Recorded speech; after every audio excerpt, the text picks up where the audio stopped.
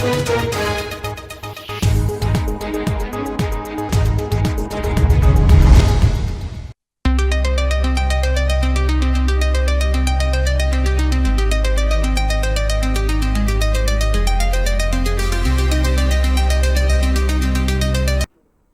आप देख रहे हैं मिरर मीडिया। मैं हूं आपके साथ चंद्रा सिंह। स्वागत है आपका खबर अब तक में। चलिए रुक करते हैं अब तक की सुर्खियों पर।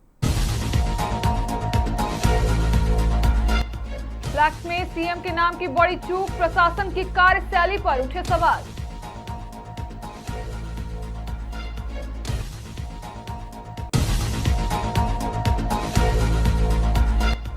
साहिबगंज में पत्नी की हत्या के दोषी पति को उम्र कैद, 6 साल बाद मिला इंसाफ।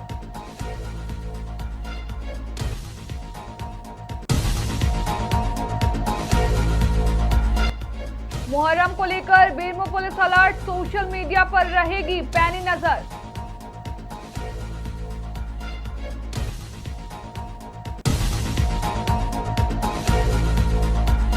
हजारीबाग के युवा वैज्ञानिक डॉक्टर वेद प्रकाश रंजन विश्व के 35% वैज्ञानिकों में शामिल, पर्यावरण शोध में मिला बड़ा सम्मान।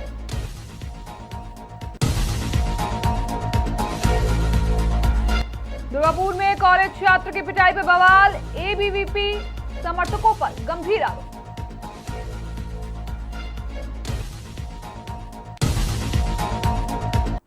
अब खबरें विस्तार से।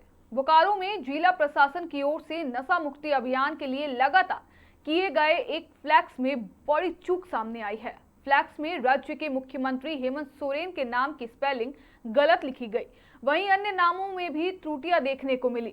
बताया जा रहा है कि फ्लैक्स जिला प्रशासन और सूचना एवं जनसंपर्क विभाग की ओर से तैयार कराया गया था। मामले को लेकर जब बोकारो के उपायुक्त अजय नाथ झा से सवाल किया गया तो उन्होंने इसे भाषाई और व्याकरण संबंधी त्रुटि बताते हुए कहा कि किसी भी कार्य के उद्देश्य पर अधिक ध्यान दिया जाना चाहिए। हालांकि उन्होंने यह भी कहा है कि यदि ऐसी गलती हुई है तो इसकी जानकारी ली जाएगी। आइए सुनते हैं डीसी अजय नाथ झा ने क्या कहा।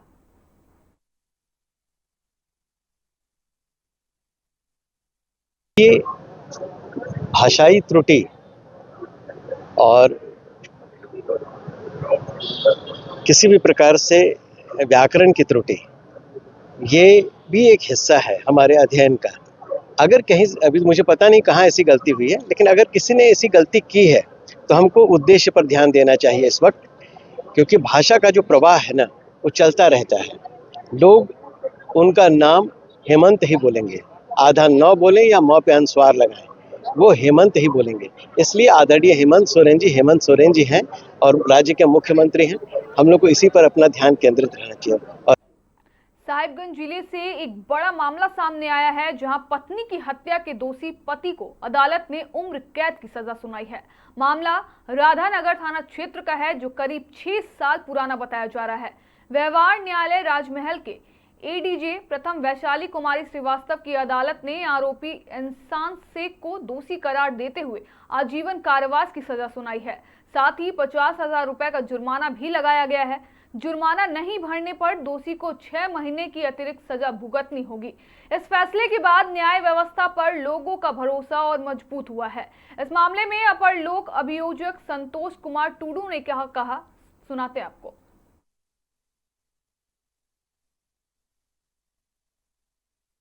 इस केस में जो वादी थे, जो इसमें मृतिका है, मृतिका के पिता के द्वारा यह केस दायर किया गया, जिसके आधार पर अनुसंधान किया गया। अनुसंधान करने के उपरांत जो है इसमें चार्जशीट सबमिट किया गया अभियुक्त इंसान शेख के ऊपर में, और जो कि इसमें जो घटना थी, इन्होंने ही अपने पत्नी की हत्या की है। और इसमें जो वादी के द्वारा दिया गया कि जब घटना घटी तब उसका पोता यानी शाहिद शेख वो घर में मौजूद था और उसके आँख के सामने ही जो है उसके पत्नी के बोकारो जिले के बेरमो अनुमंडल में मुहर्रम पर्व को लेकर पुलिस प्रशासन पूरी तरह अलर्ट मोड में है। एसडीपीओ रविंद्र कुमार सिंह ने प्रेस वार्ता कर बताया कि पूर्व पर्व को शांतिपूर्ण और सौहार्दपूर्ण माहौल में संपन्न कराने के लिए सुरक्षा के व्यापक इंतजाम किए गए हैं। संवेदनशील और अति संवेदनशील क्षेत्रों में अतिरिक्त पुलिस बल तैनात किया गया है, जबकि कई इलाकों में फ्लैग मार्च भी कराया जा रहा है। पुलिस की विशेष नजर असामाजिक तत्वों और सोशल मीडिया पर रहेगी। अफवाह या भड़काऊ पोस्ट फैलाने वालों के खिलाफ सख्त कानूनी कार्रवाई की जाएगी। एसडीपीओ ने लोगों से भाईचारे के साथ पर्व मनाने और किसी भी अफवाह पर ध्यान न देने की अपील की है।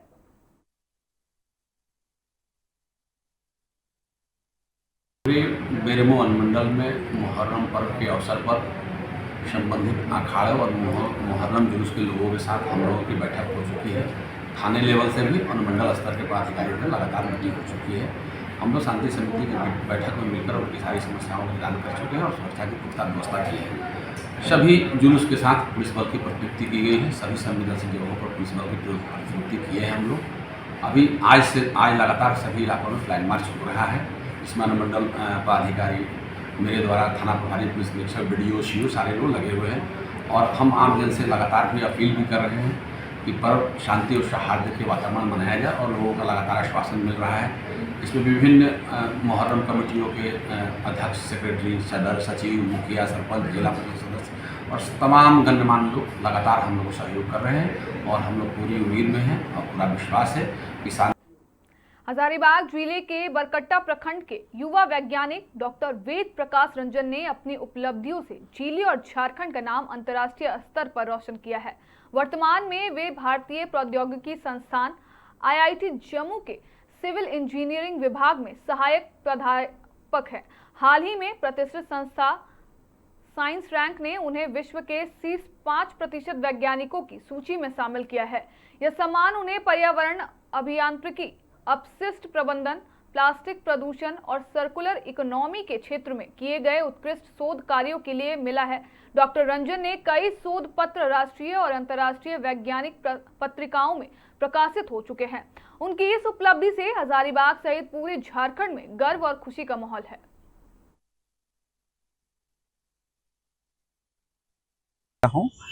और उसमें मुझे जो रिसर्च में जो हमारी जो काम हो रही हैं सॉलिड वेस्ट मैनेजमेंट में, उसी बेसिस पे बेसिकली ये मुझे रिकॉग्निशन मिला है। और सॉलिड वेस्ट मैनेजमेंट में बेसिकली मैं प्लास्टिक वेस्ट मैनेजमेंट में मैं काम कर रहा हूँ। माइक्रो प्लास्टिक हमारा एरिया रहा है और मैं जो कोर्सेज वगैरह में भी मैं बेसिकली सॉलिड वेस्ट ही मैं पढ़ाता हूँ। माता पिता की सेवा और उनकी आज्ञा में रह करके काम करना, ये सफलीभूत होता है। तो बच्चा बहुत अच्छा करते गया। कभी बाएं दाएं मैंने इनको कहा कि बेटा जितना पढ़ो हो, जहाँ जहाँ पढ़ना है पढ़िए, आपकी किसी कमी नहीं होगी और इन्होंने कमी होने नहीं है। और इससे हम लोग को मान सम्मान बढ़ा है। मैं इसके लिए इनको शुभकामना देता हूं कि और इनकी दूरी जाए और इस दूरी के लिए जहाँ तक हम लोग को मदद करना होगा हम लोग मदद करेंगे। और आज इनको रामेश्वर महतो उच्च विद्यालय चंदाई चाक में जो सुनता। दुर्गापुर में एक कॉलेज छात्र की कथित पिटाई को लेकर विवाद गहरा गया है। दुर्गापुर सरकारी कॉलेज के छात्र विपुल बर्मन ने अखिल भारतीय विद्यार्थी परिषद यानी ABVP समर्थकों पर मारपीट का गंभीर आरोप लगाया है। छात्र का दावा है कि बुधवार रात उसे झरनापल्ली स्थित घर से बुलाकर ले जाया गया और लोहे की रॉड व धारदार हथियार से हमला किया गया।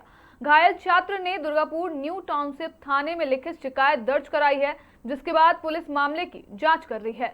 वहीं ABVP नेता अंचित शर्मा ने सभी आरोपों को खारिज करते हुए कहा है कि उन्होंने केवल कुछ छात्रों के बीच हो रहे विवाद को शांत कराने का प्रयास किया था। फिलहाल पुलिस दोनों पक्षों के बयानों के आधार पर मामले की जांच में जुट गई है।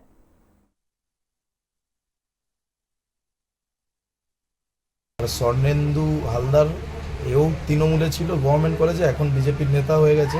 আর একটি দালাল ছেলে অনিশ ভট্টাচার্য, যে কিছুদিন আগে আমাদের এখানে দীপঙ্কর লাহা স্যারের পার্টি অফিসে দিনরাত বসে থাকতো, ও তৃণমূলের সাথে একদম খুব ভালোভাবে যুক্ত।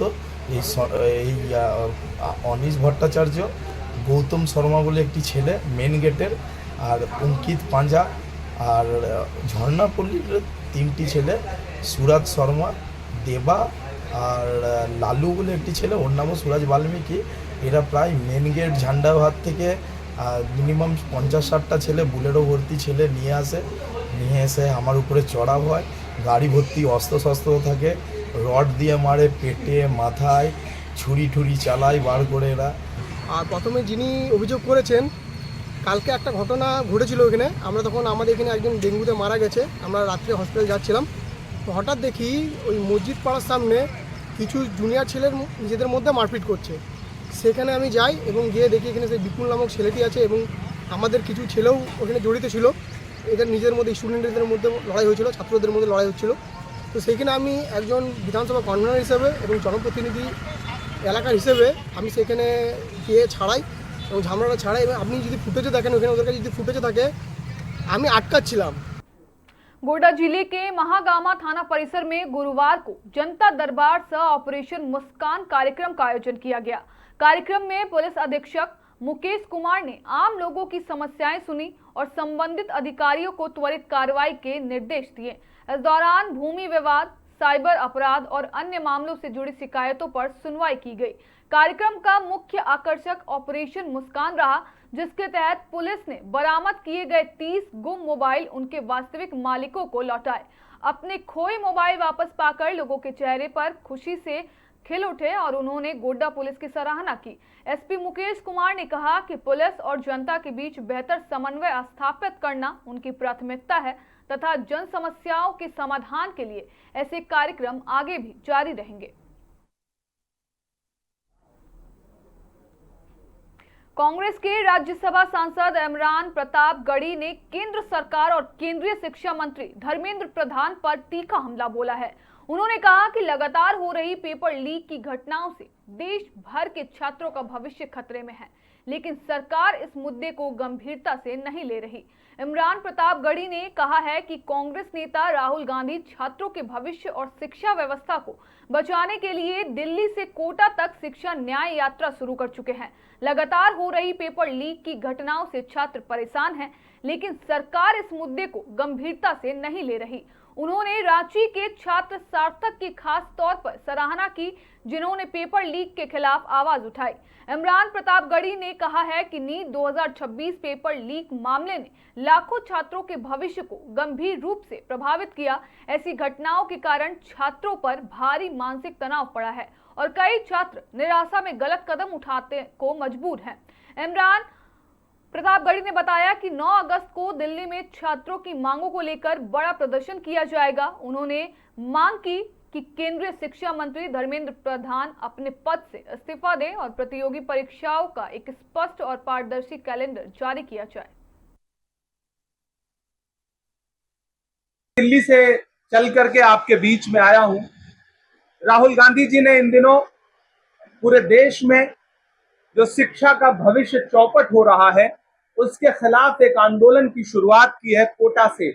आप सबने देखा, कोटा में उन्होंने एक दिन हजारों छात्रों के सामने संवाद किया, प्रेजेंटेशन किया और देश को बताया कि किस तरह शिक्षा के भविष्य को चौपट कर रही है मौजूदा सरकार, केंद्र की सरकार। मैं उन दर्जनों छात्रों को श्रद्धांजलि भी अर्पित करता हूं जो पिछले पेपर लीक की वजह से पिछले कुछ हफ्तों में या तो आत्महत्या कर गए या बहुत तनाव के बीच में इस दुनिया से कूच कर गए। मैं उनको श्रद्धांजलि अर्पित करता हूं। मैं रांची में बैठा हूं। रांची वो शहर है जो सार्थक सिद्धांत का शहर है। यहीं के एक छात्र ने पूरे देश में सीबीएसई का जो सीएसएम प्रणाली है उसके खिलाफ जो प्रेजेंटेशन दिया, उसने पूरे देश को न सिर्फ चौंकाया बल्कि पार्लियामेंट की स्टैंडिंग कमेटी ने बुला करके सार्थक से वो प्रेजेंटेशन भी देखा और सार्थक ने ये साबित किया कि सरकार छात्रों की आवाज को दबाने का कितना भी प्रयास करे, लेकिन सुदूर अंचल से, दिल्ली से दूर किसी सार्थक की एक सार्थक आवाज उठेगी और सारे सिद्धांतों से अलग खड़ी होकर के ये बताएगी कि सरकार किस तरह से शिक्षा के भविष्य को चौपट कर रही है और शिक्षा की पूरी प्रणाली को बर्बाद करने पे लगी हुई है। फिलहाल के लिए इतना ही। बाकी तमाम खबरों के लिए बने रहें मिरर मीडिया के साथ।